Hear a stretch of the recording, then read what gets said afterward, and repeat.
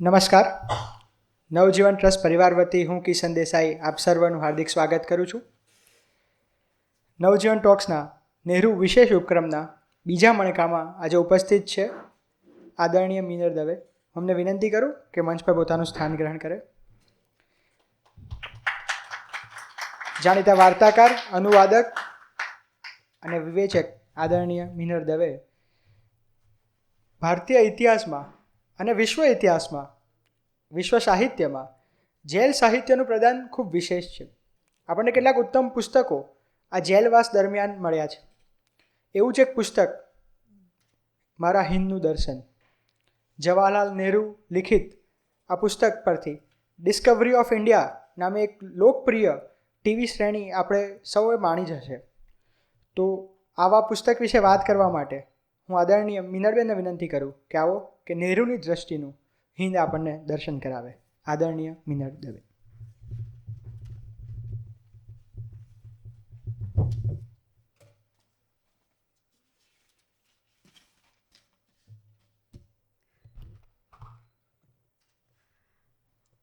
પ્રિય કવન ક્યાં ગયો?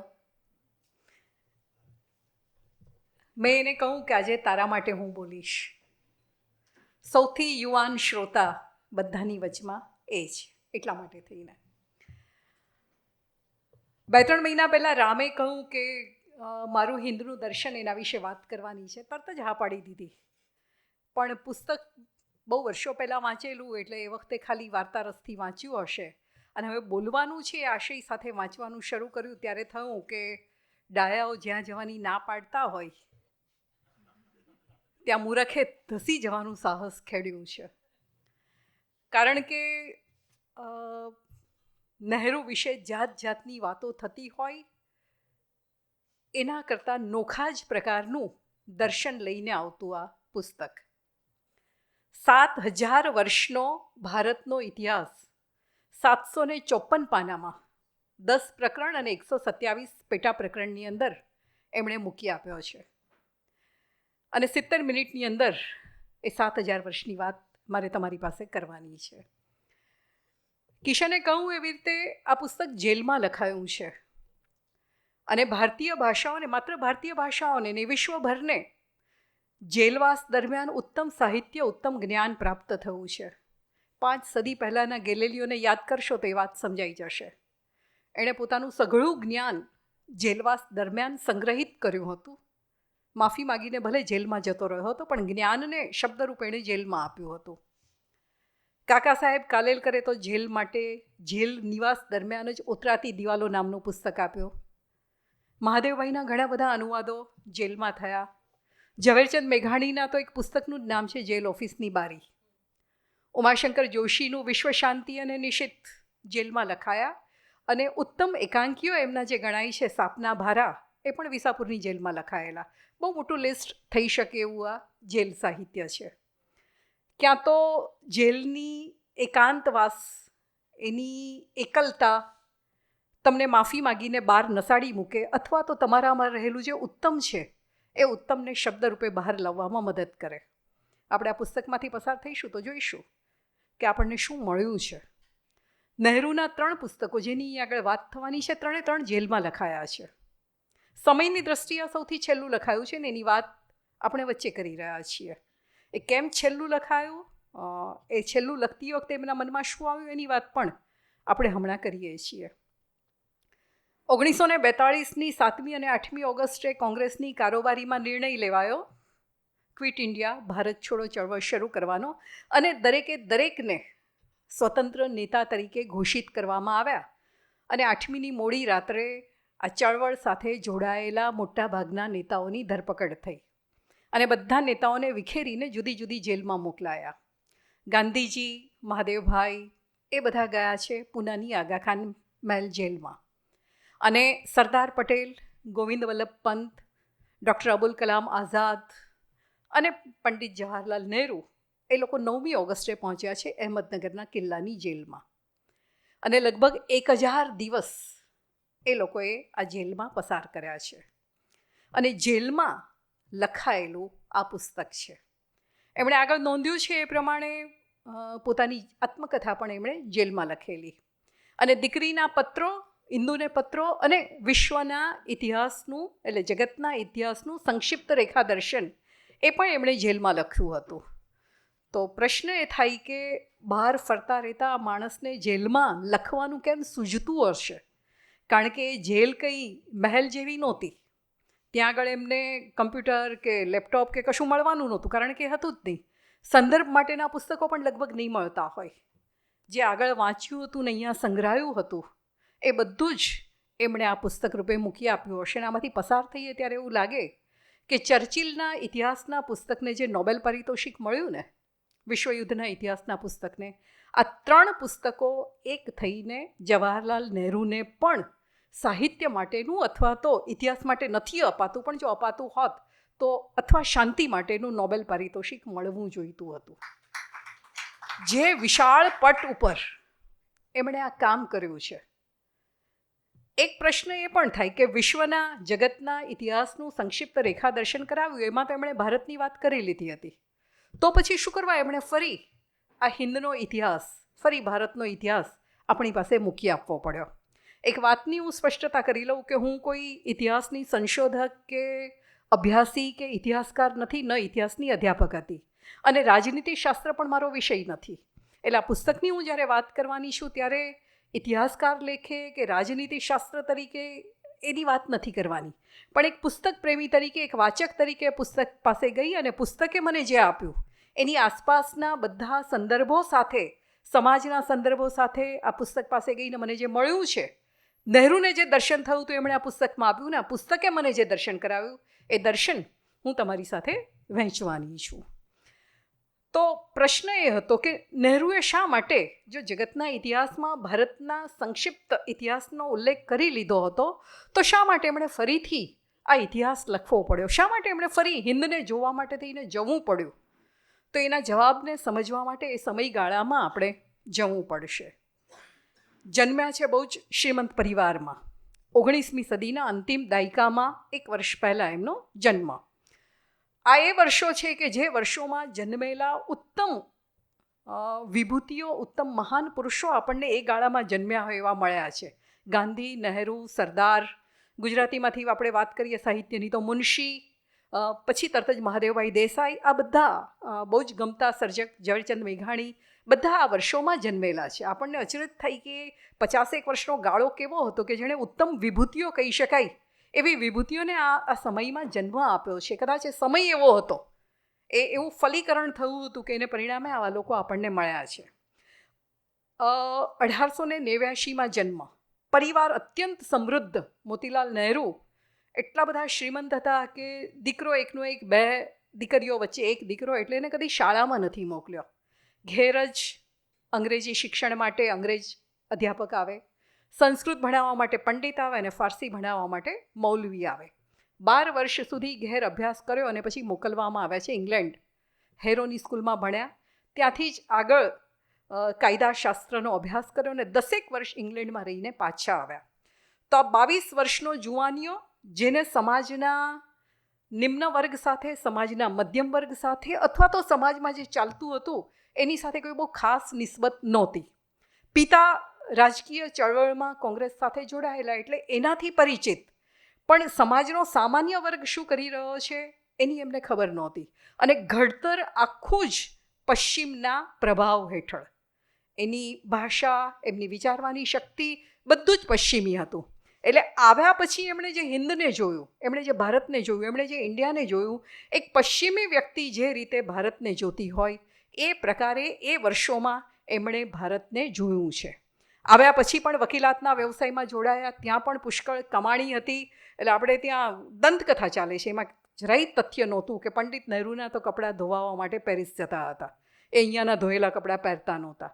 એ દંતકથા અતિશયોક્તિ. કહેવાનો આશય ત્યારે કદાચ લોકોનો એ હતો કે એટલો બધો શ્રીમંતાઈ હતી કે અહીંયાના ધોયેલા કપડાં નહોતા પહેરતા, કે એકવાર પહેરેલા કપડાં બીજી વાર નહોતા પહેરતા, આ જે પણ હોય, પણ આટલી શ્રીમંતાઈ હતી. એટલે તમને આ નહેરુની આ વાત કરતા હોઈએ ને તો ક્યાંક કોઈક રીતે ગૌતમ બુદ્ધ યાદ આવે કે સિદ્ધાર્થ તરીકે એમણે કદી ગરીબી નહોતી જોઈ, એમણે કદી વૃદ્ધાવસ્થા નહોતી જોઈ, એમણે કદી માંદગી નહોતી જોઈ, એમણે કદી કોઈના દુઃખ કે કોઈ પીડાને જોયા નહોતા. આ જ રીતે કદાચ નહેરુનો ઉછેર થયો હતો. અને થોડા વર્ષો એ જ રીતે એમના પસાર પણ થયા છે. જો એમને ગાંધીજીની સાથે જોડાયા, ચળવળમાં સજા એમને જેલની થઈ, તો એમને ભાગે જેલ પણ કેવી આવી છે. એમને ભાગે આવી છે અલમોડાની જેલ, એમને ભાગે આવી છે દહેરાદૂનની જેલ, એમને ભાગે આવી છે નૈનીતાલની જેલ. એટલે સામાન્ય માણસ જ્યાં હવા ખાવા માટે વિચાર કરતો રહી જાય એવી જેલમાં, એવા સ્થળની જેલમાં એમને રહેવાનું મળ્યું છે. એટલે એ પણ એમનું જેલવાસ પણ એમનો કદાચ બહુ ભવ્ય રહ્યો હશે એવું આપણને લાગે. 1927ની અંદર પહેલી વખત મોહેન્જો દરો જવાનું થયું. એ વખતે પાકિસ્તાન ભારતનો જ ભાગ હતો. મોહેન્જો દરો ગયા અને એમના મનમાં પહેલી વાર પ્રશ્ન જાગ્યો કે આ તો 7-8 હજાર વર્ષ પહેલાંની બહાર આવેલી બધી સ્મૃતિઓ છે, એના અવશેષો છે. તો એવી કઈ વસ્તુ હતી, એવું કયું તત્વ હતું કે જેણે 7000 વર્ષ પછી પણ આ સંસ્કૃતિને, આ સભ્યતાને અને આ દેશને ટકાવી રાખ્યો છે. ઇતિહાસના અભ્યાસી હતા એટલે એમને એ ખબર હતી કે ગ્રીક સંસ્કૃતિ આની સમાંતરે જ ચાલી હતી. તો ગ્રીક, મિસર એ બધી સંસ્કૃતિ નષ્ટ થઈ ગઈ, પણ ભારતીય સંસ્કૃતિ, ભારત ટકી રહ્યું, હિન્દ ટકી રહ્યું, એની પાછળ કયું પરિબળ કામ કરતું હતું કે જેણે આ દેશને આટલા બધા આક્રમણો અને એ પછી પણ ટકાવી રાખ્યો છે. એ અંગે એમના મનમાં એક વિચાર શરૂ થયો. બીજું, ગાંધીજીની સાથે જોડાવાને કારણે ગાંધીજીએ તો બધાને ગામડાઓમાં મોકલેલા. તો ગામડાઓએ એમને અસલ ભારતનું દર્શન કરાવવાનું શરૂ કર્યું. પણ હજી તો પણ ભારતનો પૂરેપૂરો સંપર્ક એમને નથી થયો. 35માં જેલમાં પણ ગયા છે, વિશ્વનો ઇતિહાસ પણ લખી નાખ્યો, આત્મકથા પણ લખી નાખી. પણ પહેલી વખત 36 અને 37માં પ્રાંતિક સ્વરાજની ચૂંટણીઓ આવી.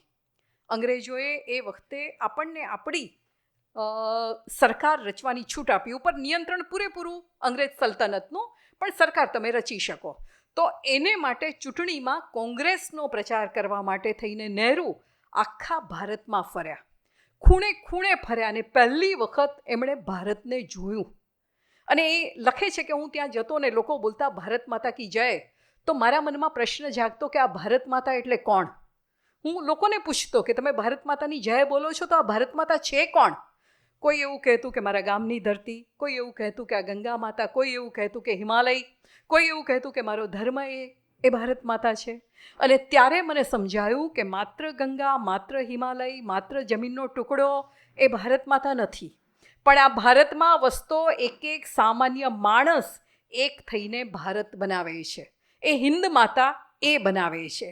એ ખ્રિસ્તી પણ હોઈ શકે, મુસ્લિમ પણ હોઈ શકે, પારસી પણ હોઈ શકે, એ શીખ પણ હોઈ શકે, એ હિન્દુ પણ હોઈ શકે, એ ગુજરાતી, મરાઠી, પંજાબી ગમે તે હોય, પણ ભારતમાં વસતો એક એક માણસ, એક સામાન્ય માણસ જે છે એની વિચારધારા એને ભારત માતાનું રૂપ આપે છે. અને ત્યારે પહેલી વાર સમજાયું કે ભારત માતા અથવા ભારત એટલે શું છે, તો કે વિવિધતામાં એકતા.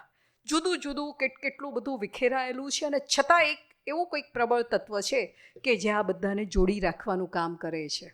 તો જ્યાં સુધી એ સામાન્ય જનતાથી દૂર રહ્યા, સામાન્ય માણસથી અળગા રહ્યા, ત્યાં સુધી એમને ભારતનો પૂરો પરિચય નહોતો થયો. તમે આ વાત કરો એટલે તમને બીજા 2 માણસ તરત જ યાદ આવે. એક મોહનદાસ કરમચંદ ગાંધી. ઇંગ્લેન્ડ જઈને પાછા આવ્યા ત્યારે પહેલી વખત એમને દેશની ગુલામી સમજાઈ હતી. અને આફ્રિકા ગયા ત્યારે એમને પૂરેપૂરો અનુભવ થયો. અને આફ્રિકાથી પાછા આવ્યા અને ભારતની સ્વતંત્રતાની ચળવળમાં જોડાવાનું નક્કી કર્યું ત્યારે એમના ગુરુ ગોપાલ કૃષ્ણ ગોખલેએ કહ્યું હતું કે સીધો સ્વતંત્રતાની ચળવળમાં જોડાતો નહીં. 1 વર્ષ સુધી સમગ્ર ભારતનું પરિભ્રમણ કર, ભારતને ઓળખ અને પછી તું દેશની સ્વતંત્રતાની લડતમાં જોડાજે. તો નહેરુ ચૂંટણીને નિમિત્તે ફર્યા અને ભારતને એમણે ઓળખ્યું. અને ગાંધીજી છે એ પોતાના ગુરુની આજ્ઞાથી 1 વર્ષ માટે ટ્રેનના 3rd ક્લાસના ડબ્બામાં ભારતમાં ફર્યા અને એમણે ભારતની ગરીબી જોઈ, ભારતની અજ્ઞાનતા જોઈ, ભારતની અંધશ્રદ્ધા જોઈ, નાત જાતના ભેદભાવ જોયા.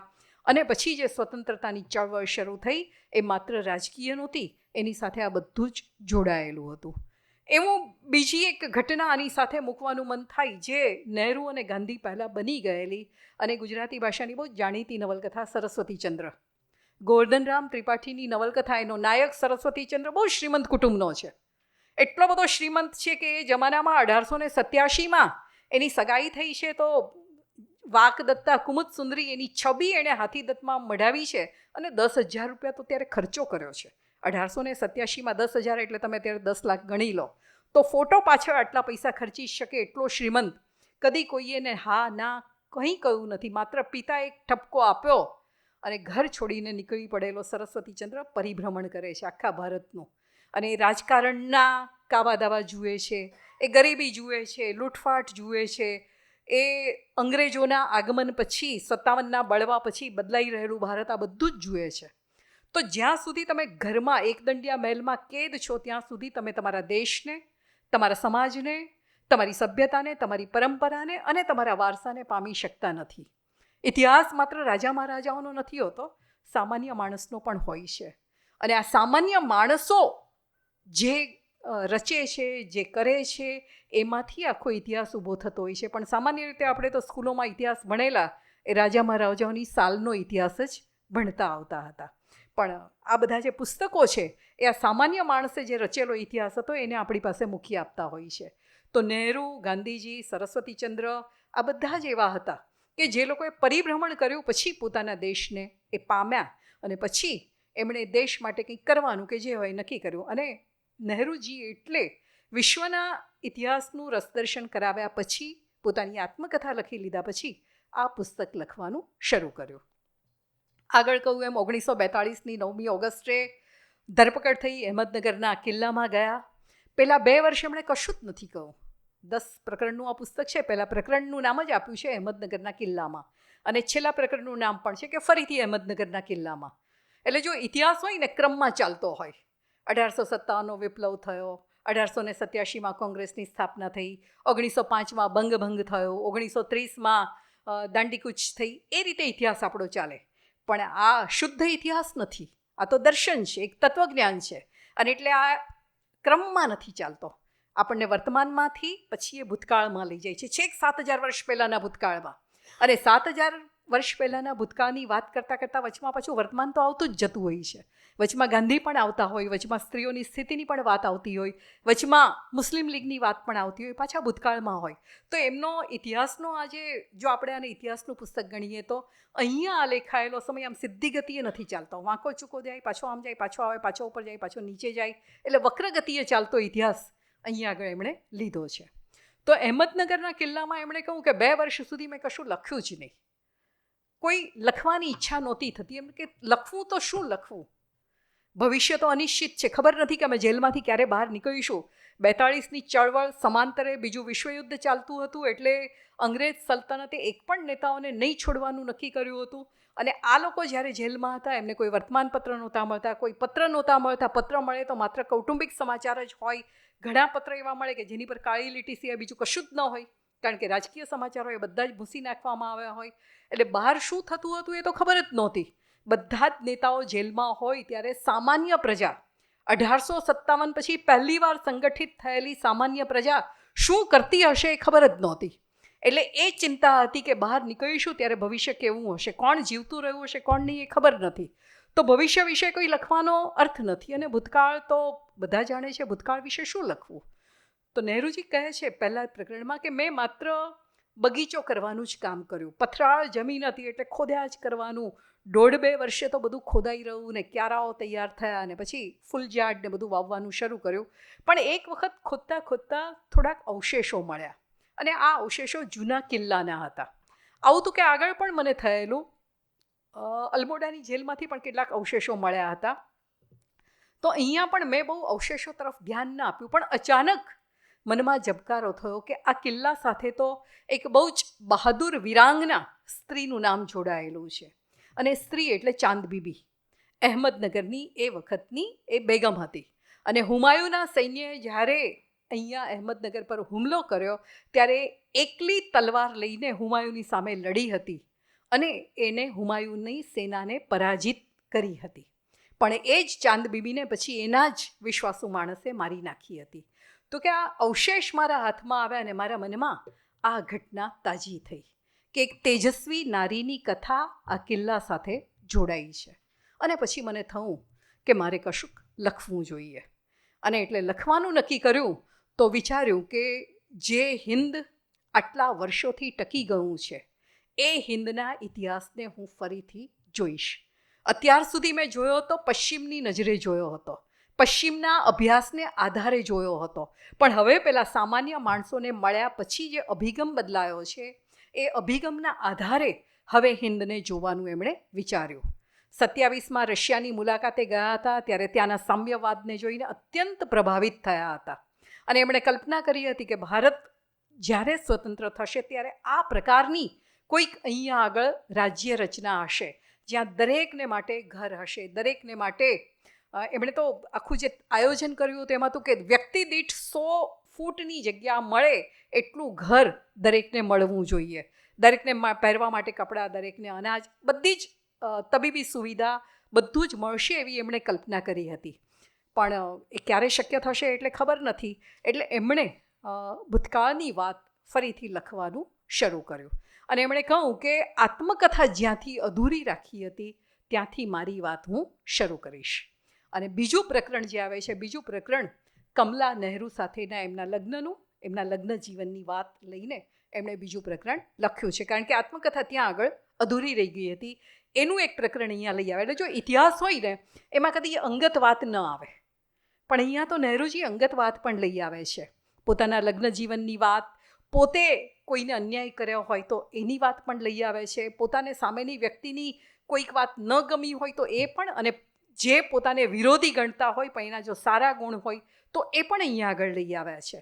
તો હવે બીજા પ્રકરણમાં એમની અંગત જીવનની વાત પ્રવેશે છે.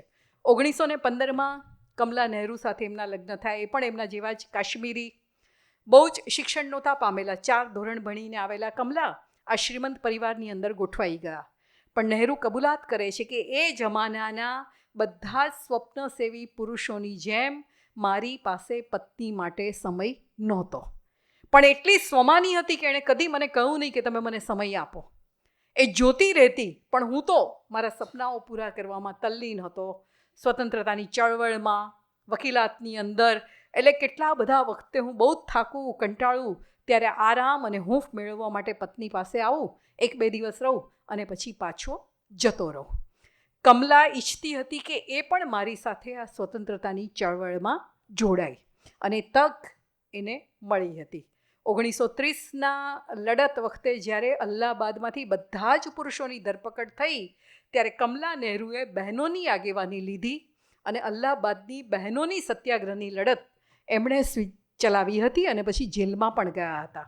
અને મોતીલાલ નહેરુએ આ વાત જ્યારે જવાહરલાલને કરી ત્યારે બહુ જ રાજી થયા હતા કે પત્ની આ પ્રકારે કામ કરી શકે છે.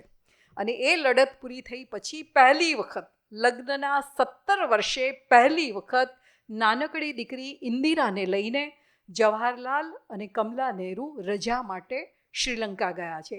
એ વખતનું સિલોન, એટલે એમણે સિલોન શબ્દ વાપર્યો છે. તો કલ્પના કરો, આટલો શ્રીમંત પરિવાર, પણ પત્ની એ પોતાના કામમાં વ્યસ્ત, પોતે પોતાના કામમાં વ્યસ્ત, પણ પત્નીએ ક્યારેય કહ્યું નથી એમને કે તમે મને સમય આપો. એ સમયનું આખું જે સામાજિક વાતાવરણ હશે, કૌટુંબિક પરિવેશ હશે, શ્રીમંત પરિવાર હોય તો પણ કદાચ એવું જ રહેતું હશે, આપણે એવું કલ્પી લઈએ. પ્રશ્ન એ થાય કે એ ગાંધીજીની સાથે જોડાયેલા નહેરુ બીજી બધી બહેનોને કામ કરતા જોતા હતા, તો પછી કમલા નહેરુ પણ એ રીતે કેમ બહાર નહીં નીકળ્યા હોય. પણ એ પતિ પત્નીની અંગત વાત હતી એટલે એમાં આપણે બહુ વચ્ચે નથી જતા. પણ પહેલી વખત શ્રીલંકા કે સિલોનના પ્રવાસે ગયેલા આ પતિ પત્નીએ 1 મહિનો પહેલી વાર સાથે ગાળ્યો, જ્યાં વચમાં કોઈ લડાઈ નથી, કોઈ વકીલાત નથી, કોઈ ઘરની જવાબદારી નથી. અને નહેરુજી લખે છે કે ત્યારે અમે પહેલી વાર એકબીજાની નજીક આવ્યા. અમે લડ્યા પણ ખરા, અમે ઝઘડ્યા પણ ખરા, અમે રડ્યા પણ ખરા, પણ અમે સ્વીકાર્યું કે અમે બંને એકબીજા માટે સર્જાયા છીએ, સાવ નોખા છીએ, બંનેના વ્યક્તિત્વ ભિન્ન ભિન્ન છે, અને છતાં અમારા બંનેમાં એવું કશુંક છે કે જે અમને જોડી રાખવાનું કામ કરે છે. અને પાછા આવ્યા પછી ફરી નહેરુજી પોતાની ચળવળમાં, લડતમાં જોડાઈ ગયા છે અને કમલા નહેરુ બીમાર પડે છે. એ હદે બીમાર પડે છે કે એમને જર્મની લઈ જવા પડે છે. અને જર્મનીના એક સુધાર ગૃહમાં, એટલે કે આરોગ્ય ગૃહમાં એ રહ્યા છે. પંડિતજી તો જેલમાં છે, ક્યારે છૂટશે ખબર નથી. અને 1934ની 13મી સપ્ટેમ્બરે અચાનક એમને જેલમાંથી છોડી મૂકવામાં આવ્યા અને કહેવામાં આવ્યું કે કમલા નહેરુ બહુ જ બીમાર છે. એટલે જેલમાંથી છૂટીને સીધા જ જર્મની પહોંચે છે. કમલાની સ્થિતિ જુએ છે ને એમને એવું લાગે છે કે બહુ જ શરીર એનું લગભગ પાતળું થઈ ગયું છે. ટીબીના એ જમાનામાં જે અસાધ્ય કહેવાય એ રોગના એ દર્દી બન્યા હતા. રોજ બંને સાથે બેસે છે. કમલા બોલી નથી શકતા, એટલે જવાહરે પોતાની જે આત્મકથા લખવાની શરૂ કરી છે એમાંથી કેટલાક અંશ એને વાંચી સંભળાવે, પોતાને ગમતું કોઈ પુસ્તક હોય એની વાંચી સંભળાવે. થોડાક દિવસ સારા જાય છે, પણ એક દર્દી જે કમલા નેહરુને ગમતો હતો, એ રોજ કમલા નેહરુને ફૂલ મોકલતો હતો શુભેચ્છા રૂપે, એનું મૃત્યુ થાય છે ને કમલા નેહરુ બહુ જ વ્યથિત થઈ જાય છે. તબિયત ફરી બગડે છે એટલે નક્કી કરે છે કે હવે સ્વિટ્ઝરલેન્ડ લઈ જઈએ, અને સ્વિટ્ઝરલેન્ડના લોસો નામનું એક આરોગ્ય સુધાર કેન્દ્ર ત્યાં જાય છે. તબિયત સુધરવાની શરૂ થાય છે. 21મી ફેબ્રુઆરી 1936ના નહેરુ નક્કી કરે છે કે 28મી ફેબ્રુઆરીએ હું ભારત પાછો જઈશ કોંગ્રેસની કારોબારીની મિટિંગ માટે. પણ 24મીએ ડૉક્ટરે કહી દીધું કે તમે ન જાઓ તો સારું. અને જે 28મી તારીખે નહેરુ જવાના હતા એ જ દિવસે સવારે કમલા નેહરુનું મૃત્યુ થાય છે. 20 વર્ષનું લગ્ન જીવન, સાથે બહુ જ ઓછા રહેવા મળ્યું છે. જ્યાં સુધી સાથે રહ્યા છે ત્યાં સુધી આ વાતની ખબર નથી પડી.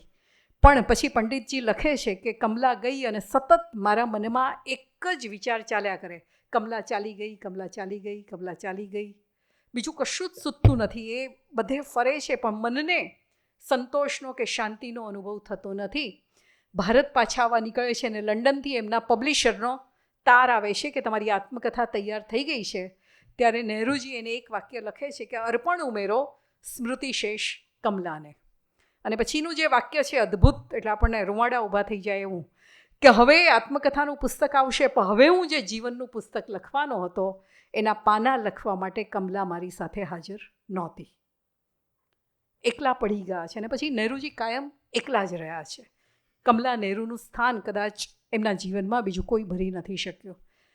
પત્નીને એક જ પ્રકરણમાં એમણે આપણી પાસે એમનું જે શબ્દચિત્ર આપ્યું છે જીવંત કરી દીધી છે. એમાં એક વાત એમણે બહુ સરસ કરી છે કે હું કમલાને ઘણી વખત જોતો, એ સૂતી હોય પેલા આરોગ્ય ગૃહમાં, અને હું જોઉં તો મને ઘણી વખત એમાં ભારતીય સ્ત્રીઓની છબી દેખાતી, કે બધી જ ભારતીય સ્ત્રીઓ આવી જ હોય છે જે પતિ માટે, ઘર માટે પોતાની જાતને ઘસી નાખે છે. અને ક્યારેક મને એમાં ભારત માતાની છબી દેખાતી હતી. એનું જે માતૃત્વ, એનું જે વાત્સલ્ય હતું, મને એવું લાગતું હતું કે જાણે ભારત માતા અહીંયા આગળ સાક્ષાત સૂતા છે. આ પહેલા અને બીજા પ્રકરણમાં અંગત રીતે નહેરુજી પ્રવેશ્યા છે. અને ત્રીજા પ્રકરણથી એ આપણને લઈ જાય છે ભારતના 7000 વર્ષ પહેલાંના ઇતિહાસની અંદર. પેલી જે વાત કરી હતી મોહેન્જો-દરોની, એની વાતથી એ શરૂઆત કરે છે કે મોહેન્જો-દરો ઉપર ઊભો હતો. હજી તો 20 વર્ષ પહેલાં જ એનું ખોદકામ શરૂ થયેલું. 1915-16માં મોહેન્જો-દરોના અવશેષો મળ્યા હતા. એટલે બધું શોધાયું નહોતું, પણ કે ત્યારે મનમાં જે પ્રશ્ન જાગ્યો હતો, તો બીજો પ્રશ્ન મનમાં એ જાગ્યો કે આ સંસ્કૃતિ અહીંયા કઈ રીતે વિકસી હશે. જ્યારે દુનિયાના બીજા બધા દેશ હજી તો પ્રગતિના પારણામાં ઝૂલતા હતા, ત્યારે મોહેન્જો-દરો અને હરપ્પામાંથી નીકળેલી સંસ્કૃતિના અવશેષો બતાવે છે કે ભારતીય સંસ્કૃતિ ત્યારે અર્ધવિકસિત નહોતી, પૂર્ણ વિકસિત હતી. એની ગૃહ વ્યવસ્થા એટલે કે ઘરની રચના, એ જમાનામાં દરેક ઘરની અંદર નાહવા માટેની ઓરડી જુદી હતી. ગંદા પાણીના નિકાલની નીક ત્યાં આગળ બનાવવામાં આવી હતી. કેટલાક ઘર એવા હતા કે જ્યાં બહુ જ મોટા વખાર હતી. એનો અર્થ એ કે ત્યાં આગળ અનાજનો સંગ્રહ થતો હશે, એટલે કે ત્યારે અનાજ એટલું ઉગતું હશે કે એનો સંગ્રહ ત્યાં થતો હશે. એ વખતના મળેલા શિલ્પો બતાવે છે કે સ્ત્રી શિલ્પોએ પહેરેલા ઘરેણાઓ, તો એ વખતના જે કારીગરો હશે એ આટલી સૂક્ષ્મ કારીગરી કરીને ઘરેણાઓ બનાવી શકતા હશે એ સૂચવે છે.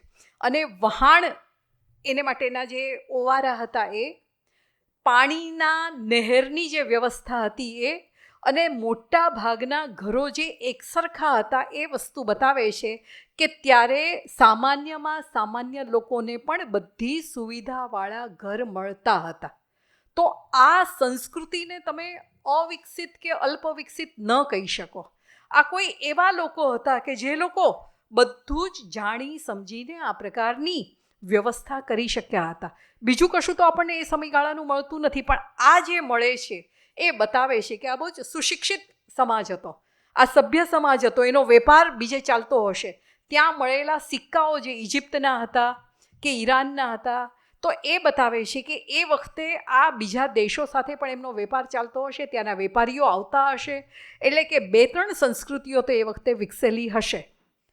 પણ પછી કંઈક એવું બન્યું છે જેને કારણે આ સંસ્કૃતિ નષ્ટ થઈ છે.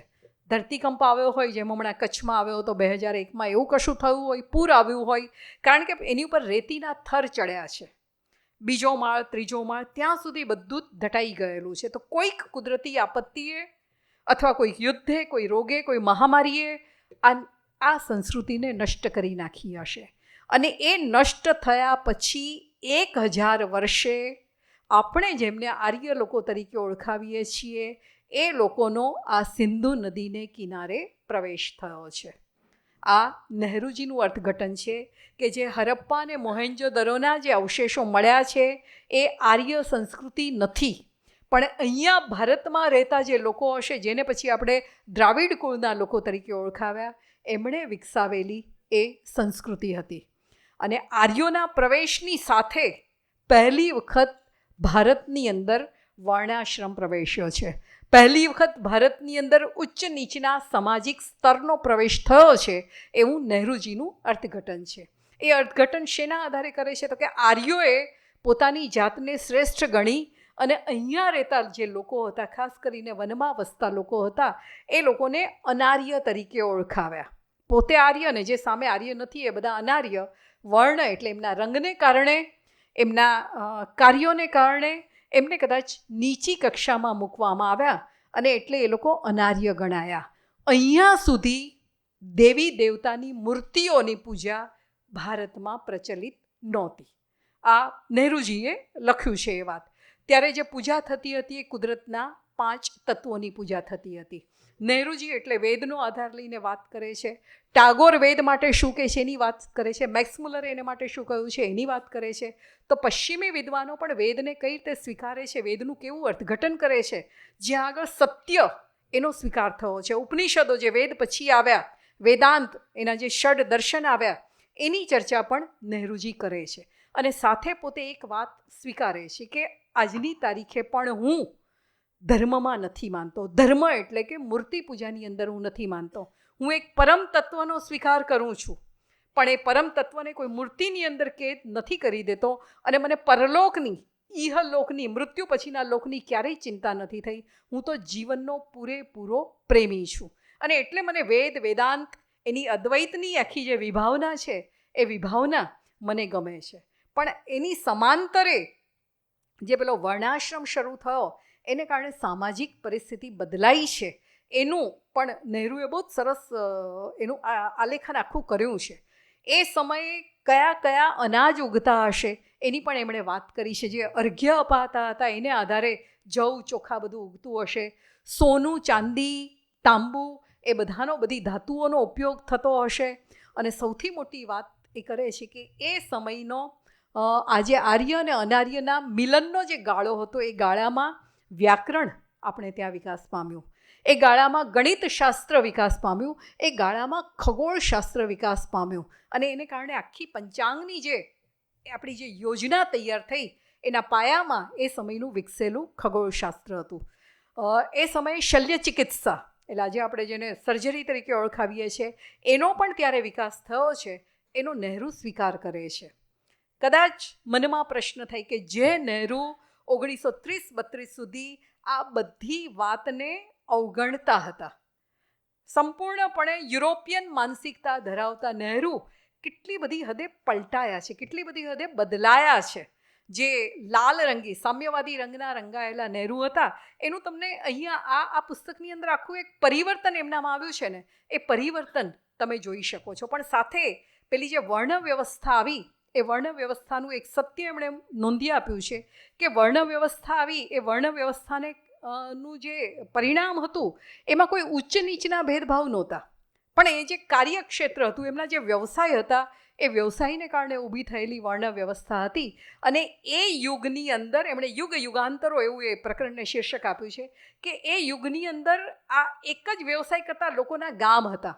માત્ર એક લુહારનું ગામ છે, માત્ર એક કુંભારનું ગામ છે, માત્ર એક દરજીનું ગામ છે, માત્ર એક બીજી કોઈ વ્યવસાય કરતા લોકોનું ગામ છે.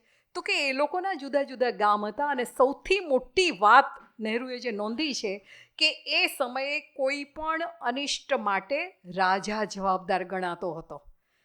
પ્રજાને કોઈ પણ નુકસાન થાય અથવા તો કોઈ ખરાબ કામ થાય તો એની જવાબદારી રાજાની રહેતી હતી, કારણ કે એણે ક્યાંક ચૂક દાખવી, એણે ક્યાંક ઢીલાશ દાખવી, એનું પરિણામ આ આવ્યું છે. એટલે રાજા હતો પણ એ પ્રજાનો સેવક હતો. એને સંપત્તિ કે એને મહેલ કે મોજ મજા એ બધાના અધિકાર એને એ વખતે નહોતા. એણે તો પ્રજાના સેવા માટે, પ્રજાના કલ્યાણ માટે થઈને એણે આ કામ કરવાનું હતું. આ અવસ્થા લગભગ ઈસુ પૂર્વે 300 વર્ષ સુધી ચાલી છે અને પછી વર્ણ વ્યવસ્થા ધીમે ધીમે મજબૂત થતી ગઈ છે. કદાચ આપણે જેને આજે જ્ઞાતિ કહીએ છીએ એ તબક્કામાં પહોંચી હશે અને એટલે કેટલાક બંધનો શરૂ થયા, કેટલીક વસ્તુઓ પર મર્યાદા આવવા માંડી. અત્યાર સુધી સ્ત્રી જે જ્ઞાતા બનતી હતી, જે ભણી શકતી હતી, એની પર ધીમે ધીમે પ્રતિબંધ મુકાવાનો શરૂ થયો. એને માટે સંન્યસ્ત કે દીક્ષા પર એની પર પ્રતિબંધ આવ્યો. કેટલાક લોકો જે અમુક પ્રકારનું કામ કરે છે એને પણ શિક્ષણ અથવા તો વેદનું જ્ઞાન મેળવવા માટે પ્રતિબંધ આવ્યો. એ વખતે આ સમાજમાં પરિવર્તન લાવવા માટે થઈને ગૌતમ બુદ્ધનો પ્રવેશ થયો છે, જેમણે આ વર્ણાશ્રમ વ્યવસ્થા હતી એ વર્ણાશ્રમ વ્યવસ્થાને તોડવાનું કામ કર્યું છે. તમે જુઓ, આ બાજુ ગૌતમ બુદ્ધ અહીં આવે છે અને એ જ વખતે ગ્રીક પરંપરાની અંદર આપણને સોક્રેટિસ, પ્લેટો અને એરિસ્ટોટલ એ લોકો મળે છે. તો એક જ ગાળાની અંદર ઉત્તમ તત્વચિંતકો અથવા તો ઉત્તમ વિચારકો આ પૃથ્વીને મળ્યા છે. તો બુદ્ધ વિશે નહેરુએ બહુ જ વિસ્તારથી લખ્યું છે. કઈ રીતે એણે જ્ઞાતિ પ્રથાને ઓળંગી જઈને સામાન્ય પ્રજાને પણ દીક્ષા મેળવવાનો, સંન્યસ્ત લેવાનો, સ્ત્રીઓને પણ શ્રમણ દીક્ષા મેળવવાનો અધિકાર આપ્યો. અને આ બુદ્ધનો જે માર્ગ હતો એ મધ્યમ માર્ગ હતો. વેદની જે આખી પરંપરા હતી એની સમાંતર એક નવી વ્યવસ્થા, એક નવી વિચારધારા વિકસી હતી જે ચારવાક દર્શન તરીકે ઓળખાઈ હતી, જ્યાં આગળ કોઈ પણ ઈશ્વરનો નકાર હતો, જ્યાં આગળ માત્ર ને માત્ર આ જીવનની જ જ્યાં આગળ ગણતરી થતી હતી. અહીંયા ગૌતમ બુદ્ધ એનાથી પણ અળગા રહ્યા છે, પેલી કડક તપશ્ચર્યા એનાથી પણ અળગા રહ્યા છે અને મધ્યમ માર્ગની એમણે વાત કરી છે. એની સમાંતરે જ અહીંયા આગળ મહાવીર સ્વામી પણ આવ્યા છે અને એ જ વર્ષોમાં એકાદ સદી પછી અત્યાર સુધી ભારત પર અથવા તો એ વખતના આર્ય દેશ ઉપર હિન્દુસ્તાન નામ તો છેક 8મી સદીમાં આપણને એક તંત્ર વિદ્યાના ગ્રંથમાં મળ્યું છે. ત્યાં સુધી તો આર્ય દેશ તરીકે જ ઓળખાયેલો આ વિસ્તાર, એમાં પરદેશી લોકો આવતા રહ્યા છે. કોઈ જ્ઞાન મેળવવા આવ્યા છે, કોઈ વેપાર માટે આવ્યા છે, કોઈએ આક્રમણ કર્યું છે. કેટલાક લોકો એવા આવ્યા છે કે જે પછી અહીંયાના આવીને બનીને રહી ગયા છે. દાખલા તરીકે કુષાણ લોકો આવ્યા તો કુષાણ પછી ભારતીય બની ગયા. તમને આજની તારીખે ખબર પણ ન પડે કે આ લોકો 5 સદી પહેલાં કે 10 સદી પહેલાં ભારતીય નહોતા. તો એવી રીતે ભારતમાં ભળીને રહી ગયા છે. અને નહેરુ આ વાતની નોંધ લે છે કે ભારતીય સંસ્કૃતિની આ બહુ મોટી લાક્ષણિકતા છે કે બહારથી જેટલા આવ્યા છે ને એ બધાને એણે આવકાર્યા છે, પોતાનામાં ભેળવ્યા છે, પોતાની અંદર સ્વીકાર્યા છે. અને એટલે જ એમને પેલું રહસ્ય સમજાય છે કે 7000 વર્ષ પછી પણ આ સંસ્કૃતિ ટકી રહી છે. એનું રહસ્ય એમને ક્યાંક આ રીતે મળતું રહે છે. તો ઈસુ પૂર્વે 3જી સદીમાં સિકંદર આવે છે અને સિકંદરનું ભારત પર જે આક્રમણ થાય છે, પહેલી વખત ભારતીય પ્રજા સીધી જ ગ્રીક પ્રજાના સંપર્કમાં મુકાઈ છે. અને એ તો આપણને બધાને ખબર છે કે સિકંદર પાછો જતો હતો ત્યારે અહીંયાથી એણે કેટલાક તત્વજ્ઞાનીઓને લઈ જવાની વાત કરી હતી. એની સામે અહીંયાના કેટલાય રાજાઓ હતા જે ઈચ્છતા હતા કે ગ્રીક તત્વજ્ઞાનીઓ અહીંયા આવે. એટલે જ્ઞાનનું આદાન પ્રદાન એ વર્ષોમાં, એ પેઢીમાં, એ સદીઓમાં ભારત અને ગ્રીકની વચ્ચે થતું રહ્યું હશે. અને કેટલાક નહેરુજીએ જે રીતે નોંધ્યું છે એ રીતે હિમાચલ પ્રદેશમાં અને કેટલેક અંશે કાઠિયાવાડના કાઠી લોકો છે, એમના જે શારીરિક બંધારણ અને એમના જે રીતભાત ને બધું છે એ ભારતીય, આર્ય અથવા તો દ્રવિડ નથી. એમનું માનવું એવું છે કે ગ્રીક સૈનિકો અહીંયા જે રહી ગયા હશે એમાંથી તૈયાર થયેલી આ પેઢી છે જે શારીરિક રીતે બીજા બધા કરતાં નોખી પડે છે. બહુ ઝીણી ઝીણી વાત નહેરુજી નોંધતા ગયા છે. ત્યાર પછી ઈસુ પછીની જે પહેલી સદી શરૂ થાય છે અને ભારત પર જુદા જુદા પરદેશીઓના આક્રમણ શરૂ થાય છે એની સમાંતરે ભારત બદલાય છે. આપણે જેને ઇતિહાસમાં સુવર્ણ યુગ તરીકે ઓળખાવીએ એવો તબક્કો શરૂ થાય છે. સાહિત્ય, શિલ્પ, સ્થાપત્ય, ચિત્ર એ બધી જ કળાઓ વિકસે છે. 1લી થી 8મી સદી સુધી અજંતા, ઇલોરા, એલિફન્ટા, દક્ષિણમાં તમે જાઓ તો વિજયનગર, હમ્પી, એ બધું જ જે શિલ્પ સ્થાપત્ય વિકસ્યું છે, અજંતાના જે ચિત્રો વિકસ્યા છે એ બધા આ ગાળામાં વિકસ્યા છે.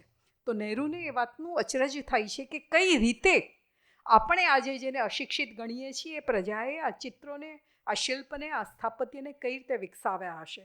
અને સમાંતરે બહારથી જે રીતે લોકો અહીંયા આવ્યા છે, ઈરાનથી આવ્યા કે ગ્રીસથી આવ્યા કે ચીનથી આવ્યા, યુએન સંઘને આપણે બધું ઇતિહાસમાં ભણીને આવ્યા છે, એવી રીતે ભારતીયો બહાર પણ ગયા છે. અગ્નિ એશિયાના દેશમાં ગયા છે, છેક એથેન્સ સુધી પહોંચ્યા છે, બેબીલોન સુધી પહોંચ્યા છે, ઈરાન અને ઈરાક સુધી પહોંચ્યા છે. અને આજે પણ આપણને ખબર છે વિયેટનામ હોય કે થાઈલેન્ડ હોય કે મલેશિયા હોય, ત્યાં બધે જ ભારતીય સંસ્કૃતિના કેટલા બધા નિશાન, કેટલા બધા સંકેતો આપણને મળે છે. દુનિયાનું સૌથી મોટું હિન્દુ મંદિર ભારતની અંદર નથી, આપણને એ વાતની ખબર છે કે બહાર છે, કંબોડિયામાં છે. તો ભારતીય સંસ્કૃતિ, એની સાથે ભારતીય કળા કારીગરી અને ભારતીય શાસકો ત્યાં પહોંચ્યા છે. દક્ષિણમાંથી કેટલા બધા રાજાઓ હતા ત્યાં સુધી ગયા હતા, છેક ટીપુ સુલતાન સુધી આ વાત ચાલુ રહી છે. ટીપુ સુલતાન ઉપર જ્યારે અંગ્રેજોનું આક્રમણ થતું હતું એ વખતે ટીપુ સુલતાને માલદીવના ટાપુઓ ઉપર હુમલો કરીને માલદીવ કબજે કરી લીધું હતું અને ત્યાં આગળ ટેન્ક બનાવવા માટેનું કારખાનું અને વહાણ બનાવવા માટેની શરૂઆત એણે ત્યાં કરી હતી. દુર્ભાગ્યે એને બીજા રાજાઓનો ટેકો નહીં મળ્યો અને ટીપુ હારી ગયો. નહીં તો એ વખતે ત્યાં સુધી ટીપુ સુલતાન પહોંચ્યો હતો. એટલે ભારતીય રાજાઓ જ્યારે તક મળી છે ત્યારે અગ્નિ એશિયા અથવા તો એશિયાના બીજા બધા દેશ સુધી પહોંચ્યા છે. આ જ ગાળામાં લખાયેલા નાટકો, આ ગાળામાં લખાયેલા મહાકાવ્યો જે સંસ્કૃત ભાષાના ઉત્તમ કહી શકાય એ આપણને મળ્યા છે. કાલિદાસ, ભૌભૂતિ, ભાસ એ બધા આ ગાળામાં આવ્યા છે. પણ નહેરુજી એની નાટક તરીકે એનો અભ્યાસ નથી કરતા. એ નાટકમાં ને મહાકાવ્યોમાં એમને જે સમાજ મળે છે ને એ સમાજને આપણી પાસે મૂકી આપે છે. જો આ રીતે આપણે ક્યારેય ઇતિહાસને નથી જોયો કે આ રીતે આપણે સાહિત્યને નથી જોયું, એમને નાટક અને મહાકાવ્યોમાંથી જોવા મળે છે કે એ વખતે ભારતમાં દાસ વૃત્તિ પ્રવેશી ગઈ છે. કારણ કે નાટકોની અંદર દાસ અને દાસીના પાત્રો આવે છે. ત્યાં આગળ આ બધા પાત્રો છે એ સંસ્કૃત નથી બોલતા, એ લોકોએ પ્રાકૃત બોલવાનું છે કારણ કે એ લોકો ગુલામ છે. બહુપત્ની ધર્મ, બહુપત્ની વ્રત એ ગાળામાં ચાલુ થઈ ગયું છે. રાજા પોતાનાથી બહુ જ નાની હોય એવી રાજકુમારી સાથે લગ્ન કરતો હોય એ આ નાટકોની અંદર આપણને મળે છે. તો આ નાટક અને મહાકાવ્યો એના પ્રવેશની સાથે પહેલી વખત મૂર્તિ પૂજાનો પ્રવેશ થયો છે. 3જી સદીની અંદર ગ્રીક એપોલોડોરસ અને એ લોકોના દેવતા એપોલો એની મૂર્તિ જેવી ગૌતમ બુદ્ધની મૂર્તિ પહેલી વખત ભારતમાં બની અને ત્યાર પછી બધા ધર્મોએ મૂર્તિ પૂજા શરૂ કરી. આ નહેરુનું સંશોધન છે કે એ પહેલાં ભારતમાં મૂર્તિ પૂજા નહોતી. દેવતાઓ હતા પણ એ દેવતાઓ બધા માનવ સદૃશ હતા. તમે જુઓ તો આપણે ઇન્દ્રની વાત કરતા હોઈએ તો આપણે જોઈએ છીએ કે ઇન્દ્ર છે એ પણ ક્યારેક ઈર્ષ્યા કરે છે, ક્યારેક કોઈકની પત્ની જોઈને ચડી જાય છે. ગૌતમની પત્ની અહલ્યાને પામવા માટે ગૌતમનું રૂપ એણે ધારણ કર્યું હતું. તો બધા દેવતાઓ માનવ જેવા જ હતા. પણ પછી જે મૂર્તિ પૂજા શરૂ થઈ એમાં દેવતાઓ છે માનવ કરતાં વિરાટ રૂપ ધારણ કરીને આવ્યા છે. 8મી સદી આવે છે અને આ ભારતીય આખો જ જે હિન્દ ઉપખંડ છે એમાં એક પરિવર્તન શરૂ થાય છે. આ પરિવર્તન કેમ આવ્યું, કેમ ત્યાંથી હિન્દ પાછા પડવાનું શરૂ થયું એ નહેરુજીએ અદ્ભુત રીતે નોંધ્યું છે. એમણે કહ્યું કે અત્યાર સુધીનું જે હિન્દ હતું એણે જે નવી નવી શોધો કરી એ વિકસાવી, પણ પછી બહારથી જે નવી શોધ આવતી હતી એ કદી સ્વીકારી નથી. નવી શોધ પરદેશમાં થતી હતી એ અહીંયા આગળ એણે સ્વીકારવી જોઈતી હતી તો બીજા બધાની સાથે રહી શકાત, પણ એ થયું નથી. બહારથી જે પણ પરદેશીઓ આવ્યા અહીંયા વસીને રહી ગયા, એ લોકો અહીંયા જેવા થયા, પણ એ લોકો જે જ્ઞાન લઈને આવ્યા હતા, એ લોકો કોઈ નવું યંત્ર લઈને આવ્યા હતા, એ કશું જ ક્યારેય ભારતે સ્વીકાર્યું નથી. એટલે ભારતની એક એની જે પેલી સ્વીકારવાની સંકુચિત વૃત્તિ હશે કદાચ, એને કારણે ભારત પછી એનું પતન અથવા તો એનું પાછા પડવાનું અથવા તો એનું ત્યાં આગળ સ્થિર થવાનું શરૂ થઈ જાય છે. એ 3 કારણ આપે છે. ક્યાં એની જે વિકસવાની ક્ષમતા હતી ત્યાં આગળ પૂરી થઈ ગઈ, કાં એને હવે વિકસવું જ નથી અને કાં એને નવું કશું સ્વીકારવું નથી. તો કે મને એવું લાગે છે કે આ 3 કારણ કદાચ હિન્દને લાગુ પડતા હશે. અને 8મી સદીમાં, એમ તો 7મી સદીમાં અરબસ્તાનમાં મોહમ્મદ પૈગંબરના આવવા પછી વિખેરાયેલા આરબો એક બન્યા. એ લોકો પૂરા જોશ સાથે દુનિયાભરમાં વિજય ભ્રમણ કરવા માટે નીકળી પડ્યા. ભારતમાં આવવાનો પ્રયત્ન કર્યો પણ સિંધ પાસે આવીને અટકી ગયા. 7મી સદીમાં તો પહેલું ભારતનું રાજ્ય સિંધ પહેલું મુસ્લિમ રાજ્ય બન્યું, પણ 100 વર્ષ સુધી પછી એ લોકોનું આક્રમણ નથી થયું. પછી મોંગોલો આવ્યા અને પછી મોહમ્મદ ગિઝની જ્યારે આવે છે અને ભારતનો આખો ઇતિહાસ પલટાઈ જાય છે. મોહમ્મદ ગિઝનીને ભારત ઉપર શાસન કરવામાં રસ નહોતો. એને માટે તો ભારત માત્ર સંપત્તિ, માત્ર સોનું, માત્ર જે પણ મળી શકે એ બધી વૈભવી વસ્તુ એકઠી કરવાનું સાધન હતું. પણ બીજી વાત જે આપણું બહુ ધ્યાન નથી જતું, મોહમ્મદ જ્યારે ગઝની પાછો ગયો છે ત્યારે અહીંયાથી કેટલા બધા પુસ્તકો લઈને ગયો છે. અહીંયાથી જ્ઞાનના જે પણ મળી શકે એ બધા સાધનો લઈને ગયો છે. એ ભલે આપણે માટે આક્રમણકાર હતો, પણ પોતાના દેશમાં એણે અહીંયાના શિલ્પ, સ્થાપત્ય અને જ્ઞાનને ફેલાવવાનો પ્રયત્ન કર્યો હતો. પણ આપણે તો એ વખતે પણ પાછા હાથ જોડીને બેસી ગયા હતા. નવું કશું સ્વીકારવાની તૈયારી નહોતી. ચંગીઝ ખાનના વંશજ એવા બાબરે મોગલ વંશની સ્થાપના કરી અને એનો પૌત્ર અકબર એક એવો રાજા નીકળ્યો ચંદ્રગુપ્ત મૌર્ય પછી કે જેણે સમગ્ર દેશને એક કરવા માટેનો પ્રયત્ન કર્યો હતો. એ વાતમાં એની દ્રષ્ટિ વિરાટ હતી, પણ એ પણ નવું જ્ઞાન સ્વીકારવા અથવા એને અમલમાં મૂકવા તૈયાર નહોતો. નહેરુજીએ નોંધ્યું છે કે એના જમાનામાં એના દરબારમાં આવેલા એક અંગ્રેજ અધિકારીએ એને છાપેલું બાઇબલ ભેટ આપ્યું હતું. છાપેલું બાઇબલ પુસ્તક. પણ અકબરને જરા પણ રસ ન પડ્યો કે મારે ત્યાં પણ આ પ્રકારનું મુદ્રણ યંત્ર આવવું જોઈએ. એને ઘડિયાળ ભેટ આપવામાં આવી હતી. આપણે જે અત્યારે બાંધીએ છીએ, આ તો પેલી છે કાર્ડ છે, પેલી ચક્રથી ચાલતી ઘડિયાળ. તે ઘડિયાળ પણ લઈને મૂકી દેવામાં આવી. એણે ત્યારે એ પણ વિચાર ન કર્યો કે આ ઘડિયાળ આપણે ત્યાં પણ બની શકે. એ વખતે જે યુદ્ધ લડાતા હતા એને માટે હાથીને કેળવવામાં આવતા હતા, પણ તોપમાં જે દારૂગોળો વપરાતો હતો એ દારૂગોળો હિન્દુસ્તાનમાં નહોતો બનતો. એ દારૂગોળો હંમેશા અરબી રાજ્યોમાંથી લાવવામાં આવતો હતો. એક પણ રાજાને ક્યારેય એવો વિચાર નથી આવ્યો કે દારૂગોળાની વાતમાં આપણે સ્વાવલંબી બનીએ, આપણે જાતે બધું બનાવીએ. તો જ્યારથી કશું નવું સ્વીકારવાની આપણી જે ક્ષમતા હતી એ ક્ષમતા પર બારણા વસાઈ ગયા, ત્યારથી પતન છે એ પતન શરૂ થયું છે. નહેરુજી એક વાત એ પણ નોંધે છે કે મોહમ્મદ ગિઝની આવ્યો એ પહેલાં 300 વર્ષથી અહીંયા મુસ્લિમો રહેતા હતા. ભારતીય પ્રજા એને સ્વીકારી લીધેલા, પણ ગઝનીએ જે પરાણે ધર્માંતર શરૂ કર્યું ને, પછી હિન્દુઓના મનમાં મુસ્લિમ માટે એક પ્રકારની કડવાશ શરૂ થઈ હતી. એ કડવાશ થોડોક વખત પછી ઓગળી હોત, પણ ઔરંગઝેબની જે ધર્માંધતા હતી એણે એને વધારવાનું કામ કર્યું.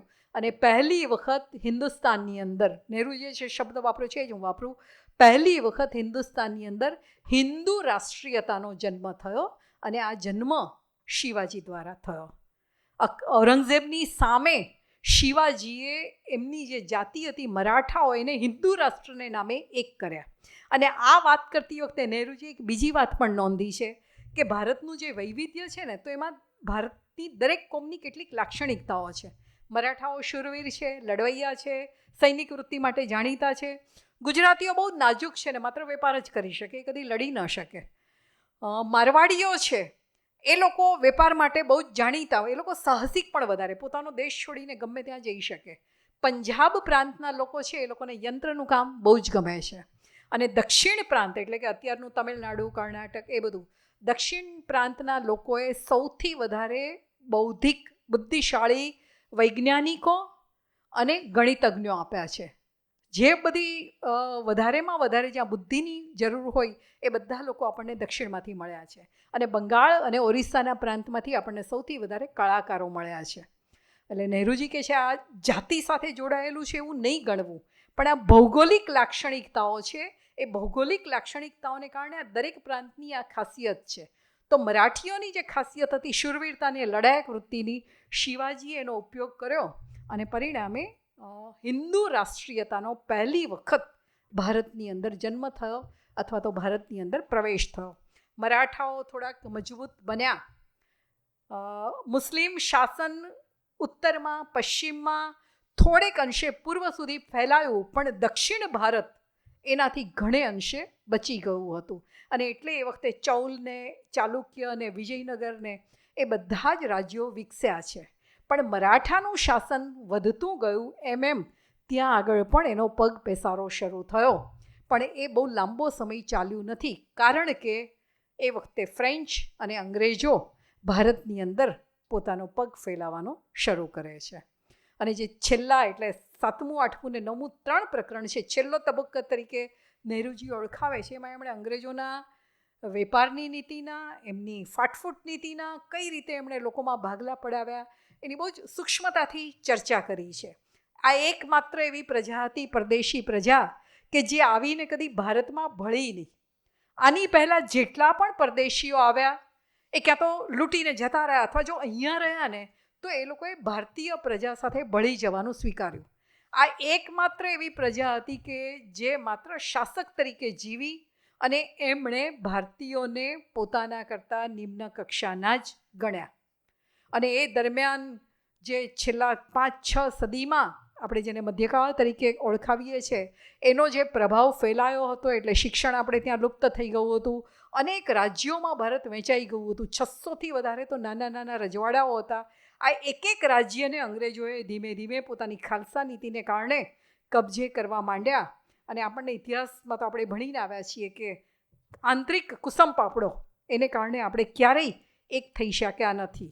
અને એ અંગ્રેજોએ ગુલામ બનાવવા માટે થઈને આખું જે ષડયંત્ર રચ્યું 1757થી એ શરૂ થયેલું, 1857માં તો રણજીતસિંહની ભાષામાં સબ લાલ હો જાયેગા. આ બધામાં એક વિશિષ્ટ રાજા નહેરુજી જેની નોંધ લે છે, કદાચ આપણું ધ્યાન એની તરફ બહુ નથી ગયું, જયપુરના રાજા સવાઈ જયસિંહ. એકમાત્ર એવો રાજા હતો કે જેણે વિજ્ઞાન અને યંત્ર વિદ્યાને પોતાના રાજ્યમાં સૌથી વધારે પ્રોત્સાહન આપ્યું. એણે જયપુર સિવાય ઇન્દોરને બીજી કેટલી બધી જગ્યાએ વેધશાળાઓ ખોલી. એણે બની શકે એટલા યંત્રોનો ઉપયોગ કરવાનો પોતાને ત્યાં પ્રયત્ન કર્યો. દુર્ભાગ્યે એનું આયુષ્ય બહુ ટૂંકું હતું. જો એ લાંબુ જીવ્યો હોત તો કદાચ વિજ્ઞાનની વાતમાં આપણે આગળ નીકળ્યા હોત. બાકી અંગ્રેજોનું આગમન થયું 1757માં. સિરાજુદ્દૌલા હારી ગયો પ્લાસીના યુદ્ધમાં. એ વખતે યુરોપમાં ઔદ્યોગિક ક્રાંતિ થઈ ચૂકી હતી, પણ આપણે તો હજી એ જ પેલી જૂનીને જાણીતી તોપથી લડતા હતા, એ જ પેલી ગોળો, દારૂગોળો ભરીએ અને પછી ક્યારે ફૂટી એવી બંદૂક આપણી પાસે હતી, એ જ ઘોડાઓ હતા, એ જ હાથી હતા. કશું જ નવું સ્વીકારવાની આપણી તૈયારી નહોતી. અને સૌથી વધારે વેચાઈ ગયા હતા આપણે નાત જાતના ચોકાઓમાં. મને નહીં અડવાનું, આને નહીં અડવાનું, આ નહીં ખાવાનું, અહીંયા નહીં જવાનું, આનો પડછાયો નહીં પડવો જોઈએ, આનું તો મોઢું પણ નહીં જોવાનું. એમાં જે વિખેરાઈ ગયા હતા એને કારણે બહારથી આવનારા કોઈને પણ માટે આપણને કેદ કરવાનું, આપણને ગુલામ બનાવવાનું જરા પણ અઘરું નહોતું. અંગ્રેજોએ ગુલામ બનાવ્યા, એનો એક લાભ પણ થયો. એટલે સામ્રાજ્યવાદ તરીકે નહેરુજી જેને ઓળખાવે છે, સામ્રાજ્યવાદના લાભની પણ એ વાત કરે છે. પોતાના લાલચ માટે, પોતાના સ્વાર્થ માટે એમણે શરૂ કરેલી રેલવે, એમણે શરૂ કરેલી શાળા અને કેળવણી, એમણે શરૂ કરેલી કેટલીક તબીબી વ્યવસ્થા, એનો લાભ એ થયો કે આપણા જુવાનિયાઓ ભણતા થયા. નવા વિચારો, નવું વિજ્ઞાન, નવી દુનિયા, નવી રાજકીય શૈલી, રાજાશાહી નહીં પણ લોકશાહી, એના સંપર્કમાં મુકાયા. અને એનું પરિણામ એ આવ્યું કે 1857ના વિપ્લવ પછી પહેલી વખત 1884માં કોંગ્રેસની સ્થાપના થઈ. શિક્ષિતો એકઠા થયા અને હવે આ દેશ પોતાની એક આગવી ઓળખ ઊભી કરે એ માટેનો પુરુષાર્થ શરૂ થયો. 57નો જે વિપ્લવ હતો ને, એ વિપ્લવ ભલે રાજાઓનો હતો, પણ એ વિપ્લવે ક્યાંક પ્રજામાં થોડુંક જાગૃતિનું કામ તો કર્યું હતું, પ્રજાને ક્યાંક વિચારતા તો કર્યા હતા. અને એનું જ પરિણામ હતું કે પછી કેટલી બધી સુધારાની સંસ્થાઓ આપણે ત્યાં આવી. બ્રહ્મો સમાજ આવ્યો, પ્રાર્થના સમાજ આવ્યો, ગુજરાતમાં જન્મેલા પણ જેનો પ્રચાર વધારે પંજાબમાં ને ઉત્તર ભારતમાં થયો એ સ્વામી દયાનંદ સરસ્વતીનો આર્ય સમાજ આવ્યો. આ બધા જ સ્વામી વિવેકાનંદનું રામકૃષ્ણ મિશન આવ્યું. આ બધાએ સમાજ સુધારાની સાથે સાથે પ્રજાને જાગૃત કરવાનું કામ કર્યું હતું. નહેરુજી સૌથી વધારે પ્રભાવિત હોય તો દયાનંદ સરસ્વતી અને સ્વામી વિવેકાનંદથી. દયાનંદ સરસ્વતી અને સ્વામી વિવેકાનંદ બંને મોટું કામ એ કર્યું હતું કે છેલ્લામાં છેલ્લા છેવાડાના માણસ સુધી પહોંચવાની વાત એમણે કરી હતી. બ્રહ્મો સમાજ અને પ્રાર્થના સમાજ ઉપર થોડો ખ્રિસ્તી સંપ્રદાયનો પ્રભાવ હતો. બ્રહ્મો સમાજ માત્ર બંગાળ પૂરતો સીમિત રહ્યો અને શિક્ષિત વર્ગ ત્યાં આગળ વધારે જોડાયો છે. પણ આર્ય સમાજ અને રામકૃષ્ણ મિશન છેક સુધી ફેલાયા. એમણે ઘટના બહુ જ સરસ નોંધી છે કે કાશ્મીરમાં 80% પંડિતો હતા એ મુસ્લિમ બની ગયા હતા. અને પછી ત્યાંના રાજાએ એ લોકોને પૂછ્યું કે તમારે ફરી પાછું હિન્દુ બનવું છે.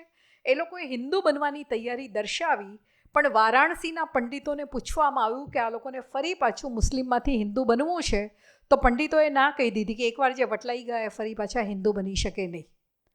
આ જે સંકીર્ણ મનોસ્થિતિ હતી ને, એ સંકીર્ણ મનોસ્થિતિથી પ્રજાને અળગી કરવા, એને ઉઘારવા માટેથી દયાનંદ સરસ્વતી આર્ય સમાજની સ્થાપના કરી હતી કે જેથી ફરી પાછા જે લોકોને પોતાના મૂળમાં આવવું હોય એ લોકો પાછા આવી શકે. દુર્ભાગ્યે ગુજરાતમાં એનો કોઈ પ્રભાવ નથી પડ્યો.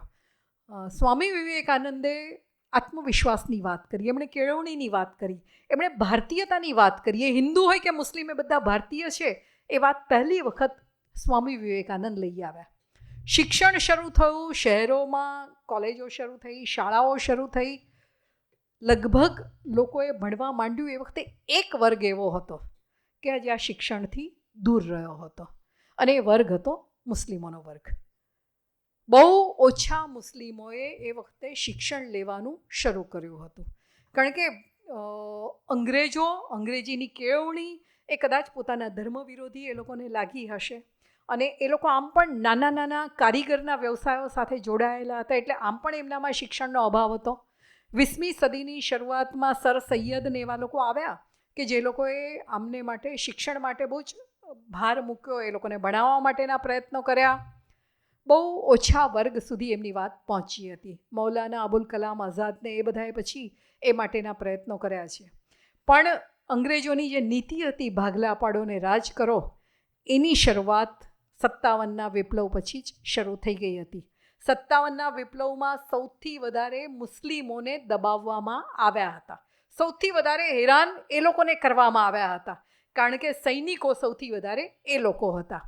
પણ પછી જ્યારે અંગ્રેજોને એવું લાગ્યું કે હિન્દુ મુસ્લિમ જો એક થઈ જશે તો ચર્ચિલની ભાષામાં ઇંગ્લેન્ડના આટલા મોટા સામ્રાજ્યની સોનાના ઈંડા આપતી મરઘીને સાચવી નહીં શકાય, એને તો કોઈ પણ રીતે કચડીને દબાવી જ રાખવાની હોય. એટલે પછી શરૂ થયો છે આખો જ ભાગલા પડાવવાનો ખેલ. 20મી સદીની શરૂઆતમાં એ ધીમે ધીમે તિરાડ વધવા માંડે એ પ્રકારના પ્રયત્નો શરૂ થયા છે.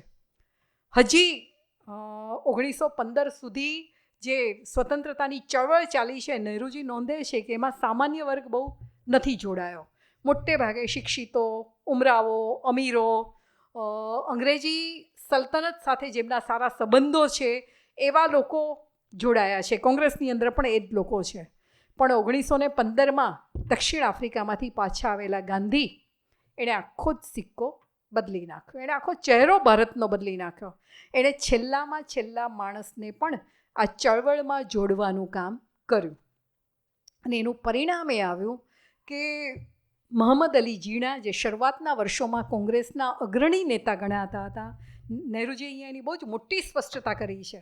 કારણ કે હું પણ વર્ષો સુધી, અત્યાર સુધી એવું માનતી હતી કે જીણાને પાકિસ્તાન જોઈતું હતું ને આપ્યું નહીં. એને એવું લાગ્યું કે મુસ્લિમ લીગને અન્યાય થાય છે એટલે એમણે કોંગ્રેસ છોડી. પણ નહેરુજીએ લખ્યું છે કે ના, જીણાને એવું લાગ્યું કે કોંગ્રેસની અંદર હવે ગમે એવા મેલા ઘેલા કપડાં પહેરતા, હિન્દુસ્તાની ભાષા બોલતા ટોળા બંધ લોકો આવી રહ્યા છે, અને એમાં આપણું ગૌરવ જળવાતું નથી. અને એટલે મોહમ્મદ અલી જીણાએ કોંગ્રેસ છોડવાનું નક્કી કર્યું. માત્ર કોંગ્રેસ નથી છોડી, એમણે દેશ પણ છોડ્યો, અને કેટલા વર્ષો સુધી એ ઇંગ્લેન્ડ જઈને વસ્યા છે. જ્યારે ભારતમાં તમે જુઓ 1927 પછીની ચળવળમાં મોહમ્મદ અલી ઝીણાનું નામ તમને બહુ ઓછું મળશે. એના મૂળમાં નહેરુજી કહે છે કે આ ઘટના હતી. એમને લાગ્યું કે બધા જ લોકો જો કોંગ્રેસમાં આવી જાય તો પછી આપણું શું, એવું માનતા હતા કે એક ગૌરવ સાથે, એક ઉચ્ચ વર્ગ સાથે કોંગ્રેસના નેતા તરીકે આપણે કામ કરવાનું હોય. આવી હિન્દુસ્તાની એટલે કે હિન્દી ભાષા બોલતા ગમે તેવા લોકો આવીને કોંગ્રેસમાં ઊભા રહે તો કોંગ્રેસનું પોતાનું કોઈ વજૂદ નહીં રહે. પણ ગાંધી જાણતા હતા. નહેરુજી કહે છે કે આ એકમાત્ર માણસ એવો હતો કે જેને દેશની નસની ખબર હતી. એને ખબર હતી કે છેલ્લામાં છેલ્લો માણસ જોડાશે તો જ દેશ સ્વતંત્ર થશે. અને પછી તો દાંડીકૂચને આને તેની નહેરુજી વાત કરે છે. પણ સૌથી વધારે ચર્ચા એમણે એક આખા પ્રકરણમાં મુસ્લિમ લીગ, એની સાથે જોડાયેલી બીજી બધી મુસ્લિમ સંસ્થાઓ અને કઈ રીતે, આ પુસ્તક તો લખાઈ ગયું છે 1944માં, હજી ભારત પાકિસ્તાનના ભાગલા નહોતા થયા એ પહેલાં લખાયેલું આ પુસ્તક છે. પણ કઈ રીતે આખી ભૂમિકા રચાઈ રહી છે એની એમણે વાત કરી છે. પહેલાં મુસ્લિમ લીગ અને ત્યાર પછી જોડાયેલી બીજી બધી મુસ્લિમ સંસ્થાઓ, એ લોકો ધીમે ધીમે એવું માનવા માંડ્યા કે હિન્દીઓની વસ્તી વધારે છે. જો નહેરુજીએ તો એવું કહ્યું હતું કે હિન્દી એટલે હિન્દુ નહીં. એમણે તો ત્યાં સુધી વાત કરી કે સિંધુ ઉપરથી હિન્દુ શબ્દ આવ્યો છે અને હિન્દુ ઉપરથી હિન્દુસ્તાન, એટલે હિન્દુસ્તાનમાં વસતો કોઈ પણ મુસ્લિમ, ખ્રિસ્તી, હિન્દી, હિન્દુ જે પણ હોય એ બધા જ હિન્દી કહેવાય. એને ધર્મ સાથે કોઈ નિસ્બત નથી.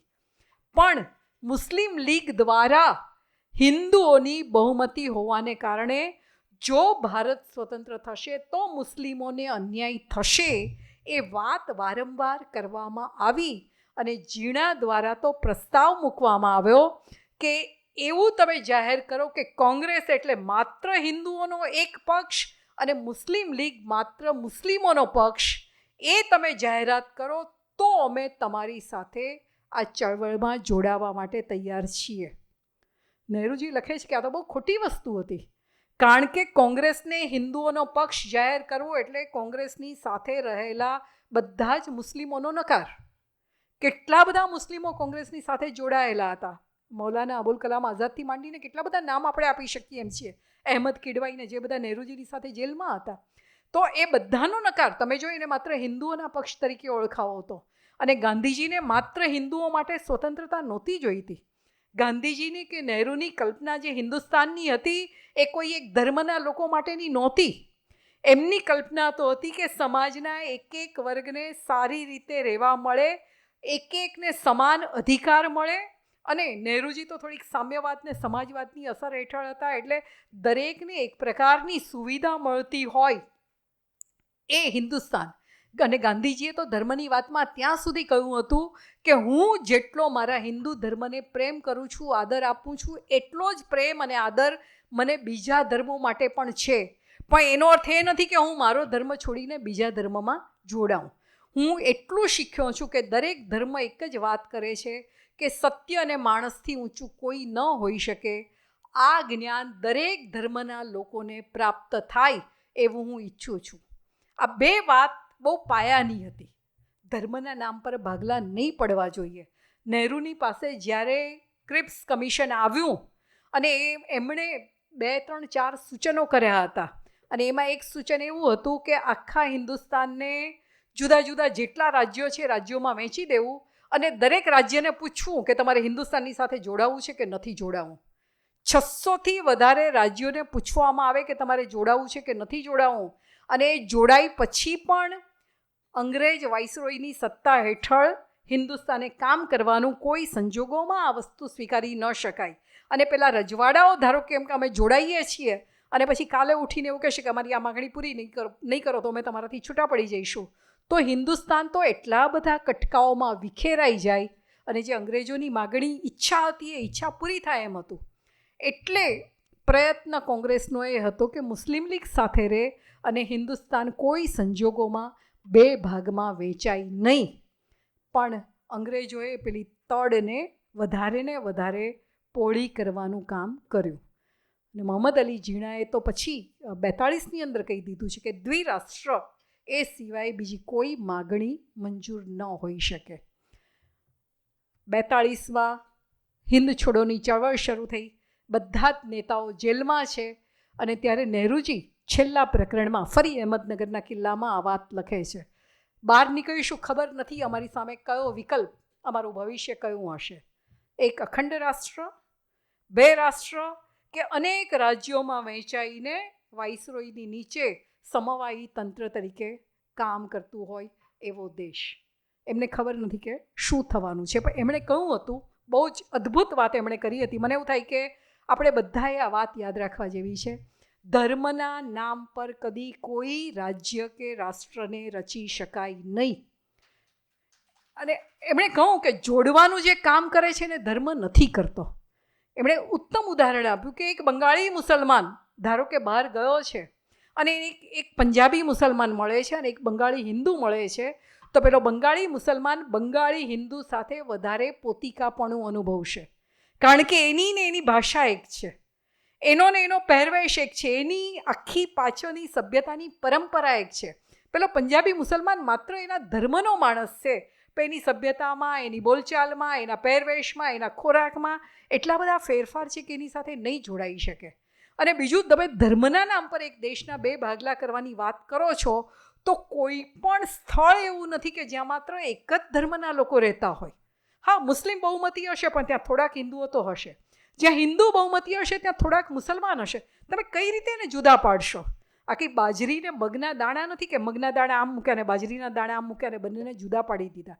અને તમે એને જ્યારે જુદા પાડો છો તો તમે સંસ્કૃતિને જુદી પાડો છો, તમે એની સભ્યતાને જુદી પાડો છો, તમે એના ભવ્ય વારસાને જુદો પાડો છો. અને એ રીતે જુદું પડેલું રાષ્ટ્ર કદી ટકી શકે નહીં. પણ નહેરુજીએ એક વાત એ પણ સ્વીકારી કે હવે અમે થાક્યા છીએ, જેવું મળે એવું સ્વતંત્ર રાજ્ય સ્વીકારવા તૈયાર છીએ. ભલે એ લોકો પાકિસ્તાન લઈ જાય, પણ મને આશા છે કે પાકિસ્તાન તો ફરી પાછું થાકીને અમારી સાથે આવશે. પણ નહેરુજીની એ આશા નથી પૂરી થઈ. ઉલટાના પાકિસ્તાનના 2 ટુકડા થઈ ગયા છે ને અત્યારે હજી ત્રીજો ટુકડો થાય એવું થઈ રહ્યું છે. બલુચિસ્તાન ને ગિલગિટિસ્તાન ને એ બધાના પ્રશ્નો ઊભા જ છે. એટલે ફરી પેલી નહેરુની વાત આપણને હંમેશા યાદ રહે કે ધર્મ એના આધારે કદી કોઈ પણ રાજ્યની, કોઈ પણ રાષ્ટ્રની રચના થઈ શકે નહીં અને વિભાજન તો ન જ થઈ શકે. એ આશા સાથે એમણે આ પુસ્તકને પૂરું કર્યું છે. એમને ખબર નથી કે હવે ભવિષ્ય શું હતું, 3 વર્ષ પછી શું પરિણામ આવવાનું હતું. 1944ના માર્ચમાં શરૂ કરેલું, સપ્ટેમ્બરમાં પૂરું થયેલું આ પુસ્તક 46માં પ્રગટ થયું. અને પ્રગટ થયું ત્યાં સુધીમાં ફરી પાછી ઘણી બધી પરિસ્થિતિ બદલાઈ ગઈ હતી. એટલે પૂર્તિમાં એમણે લખ્યું છે કે બહુ દુઃખ સાથે અમે આ બધી જ બાબતને જોઈ રહ્યા છીએ. એક તો બીજા વિશ્વયુદ્ધે ભારતને ખતમ કરી નાખવાનું કામ કર્યું હતું કે એના માટે જે સંપત્તિ જોઈતી હતી બંગાળમાંથી પહેલાં પણ લૂંટાયું હતું બંગાળને, અને પછી પણ લૂંટીને લઈ જવામાં આવ્યું. 5 મિનિટ એક વાત કરી લઉં, મારા મનમાંથી ચૂકાઈ ગઈ હતી ને મને એમ થાય કે એ વાત કરવી જ જોઈએ. નહેરુને કેમ સલામ ભરવી પડે?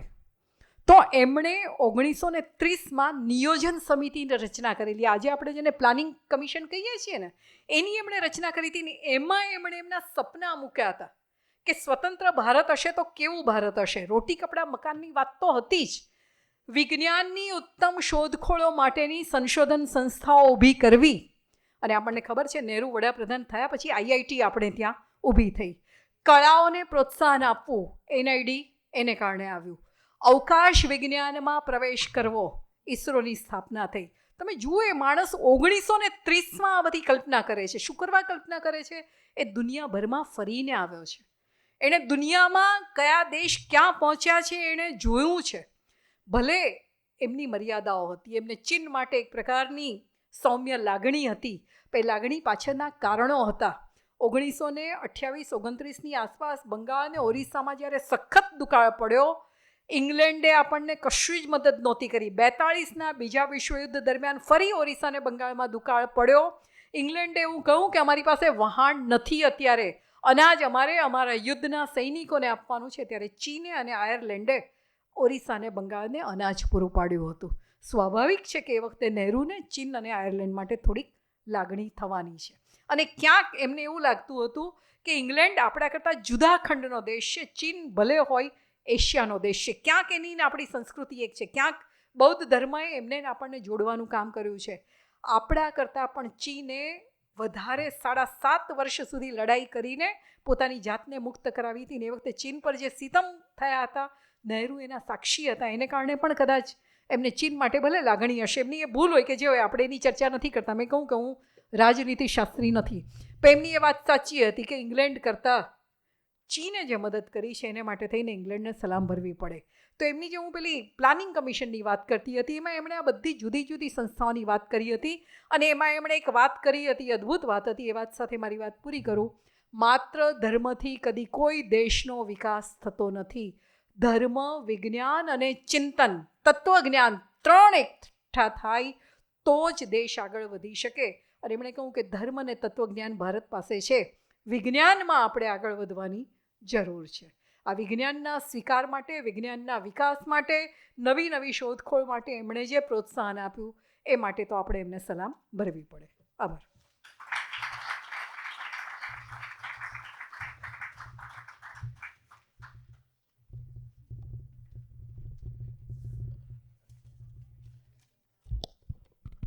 આભાર મીનાબેન. એવું કહેવાય છે કે જ્યારે વધુ પડતું ભણતર માણસમાં એરોગન્સ આવે છે, જે ઝીણાના કેસમાં આપણે જોયું. પણ નહેરુજીના કિસ્સામાં એક વાત નોંધવી પડે કે વિદેશ વકીલાતનો અભ્યાસ કર્યો, વિદેશમાં પોતાનું ભણતર કર્યું, છતાં પણ આ પુસ્તક મારા હિન્દુ દર્શન, ભારતના ઇતિહાસ વિશે એક સાચા દેશપ્રેમીએ આ પુસ્તક લખ્યું હોય એ ફલિત થાય છે. થોડીક સૂચનો કરવા જાહેરાતો કે આવનારા કાર્યક્રમોમાં 1 ડિસેમ્બર જાણીતા વાર્તાકાર અને વક્તા વિશાલ ભાદાણી નહેરુ વિશેષ ઉપક્રમના ભાગરૂપે જગતના ઇતિહાસનું સંક્ષિપ્ત રેખાદર્શન અને હિન્દુને પત્રો આ પુસ્તક પર વાત કરશે. 15મી ડિસેમ્બર અમે અમારો 100મો કાર્યક્રમ ઉજવવા જઈ રહ્યા છીએ, ત્યારે કચ્છ ડાયરી વિષય પર જાણીતા ફોટોગ્રાફર અને લેખક વિવેક દેસાઈ વાત કરશે. 22મી ડિસેમ્બર વિક્ટર યુગોનું પુસ્તક દુખિયારા, મૂળશંકર ભટ્ટ અનુવાદિત આ પુસ્તક વિશે ભાવનગરથી વિક્રમ ભટ્ટ પધારશે. 28 ડિસેમ્બરે કાવ્યગોષ્ઠી પરંપરામાં રાજેશ વ્યાસ મિસ્કિન પોતાની સર્જન પ્રક્રિયા વિશે વાત કરશે. અને આ ઉપક્રમમાં જે રીતે એક યુવા કવિ પોતાના પુરોગામી વિશે અભ્યાસ કરીને વાત કરે એ તેના માટે રાણા બાવળિયા પધારશે.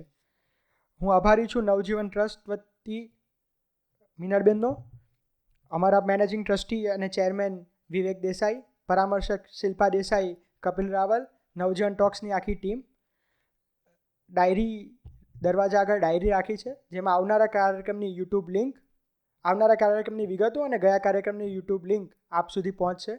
અમારી હેરી પોટર ગલી આ ડાબી બાજુ છે, ત્યાં નહેરુના 4 પુસ્તકો આજે 20% ડિસ્કાઉન્ટ જોડે ઉપલબ્ધ છે. આભાર.